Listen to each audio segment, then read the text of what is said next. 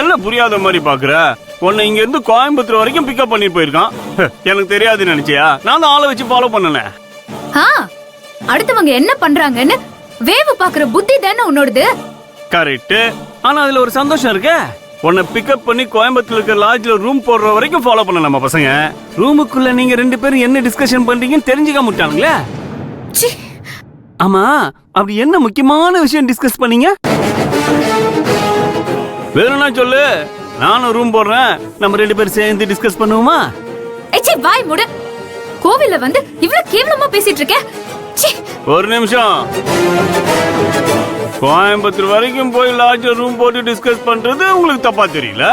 அப்படியான்னு நான் கேட்டது உங்களுக்கு தப்பா தெரியுதுல?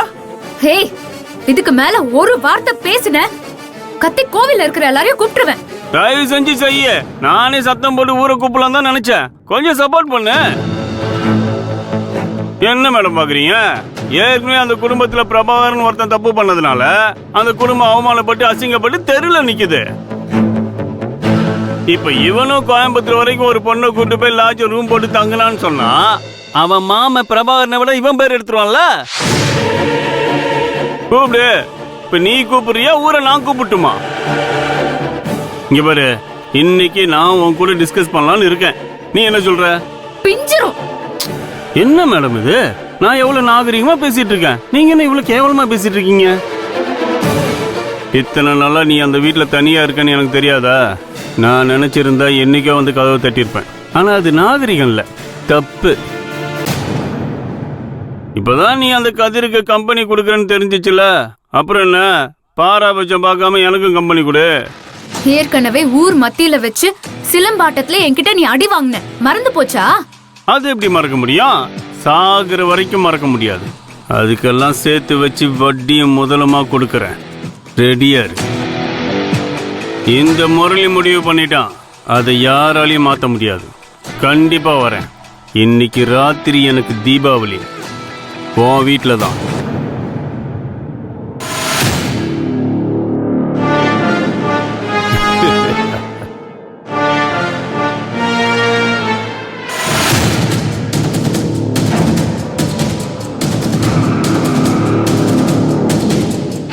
பட்டாசு கொளுத்திர வேண்டியதுதான்.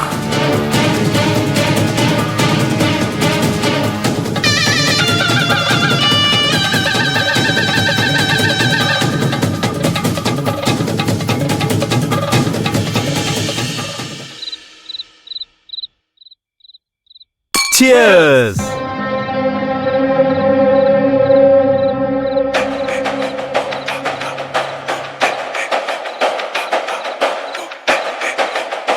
கொஞ்ச நேரத்துக்கு முன்னாடி அவ கோயில்ல பாடினது இன்னும் என் காதுல கேட்டுக்கிட்டே இருக்கு.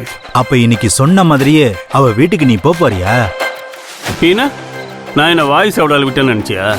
எனக்கு என்னமோ இது சரியா படல. ஏன்? இல்லடா, ஏற்கனவே அவளுக்கு சிலம்பம் தெரியும். சிட்டில இருந்து வந்திருக்கா. கராத்தே குங்ஃபுலாம் கத்து வச்சிருப்பா. ஏற்கனவே நடுவுர் மத்தியில உன்னை பொலன்னு பொழந்திருக்கா. இப்ப நீ வேற அவளை பார்க்க தனியா போறேங்கிற. காப்பாத்துறது கூட நாங்க யாரும் இருக்க மாட்டோம். உன் உசுர பணிய வச்சு இப்படி ஒரு விஷயம் தேவையா? என்னைய பார்த்தா எப்பரா தெரியுது?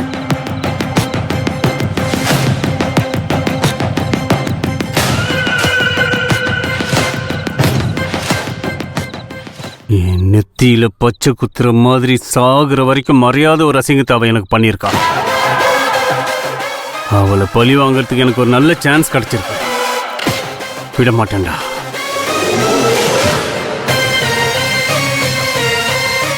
இந்த சந்தர்ப்பத்தை நான் விட மாட்டேன். என்ன ஆனாலும் சரி, இன்னைக்கு அவ வீட்டுக்கு நான் போறேன். என்ன ஆகுது நான் பாக்குறேன். நான் சொல்றேன்னு கோச்சுக்காத. ஒருவேளை இந்த விஷயம் கதிருக்கு தெரிஞ்சிருச்சுன்னா? தெரியணும், கண்டிப்பா கதிருக்கு தெரியணும்.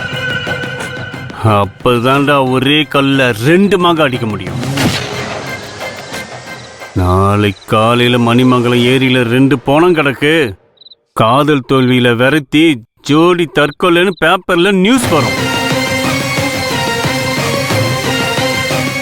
இன்னைக்கு என்னோட நாள்ரா. நான் நினைச்சதெல்லாம் நடக்க போகுது. ரொம்ப சந்தோஷமா இருக்குடா.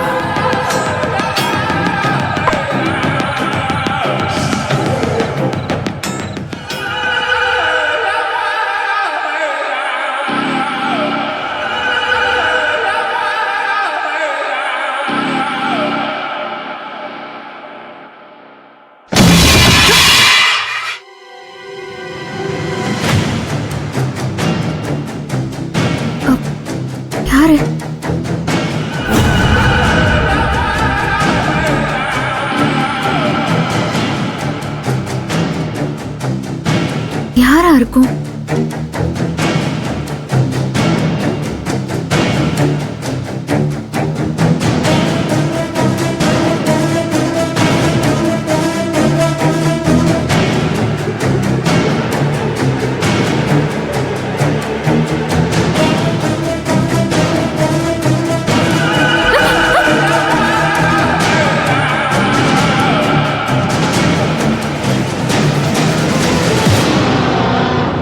யார் இந்த நேரத்துல?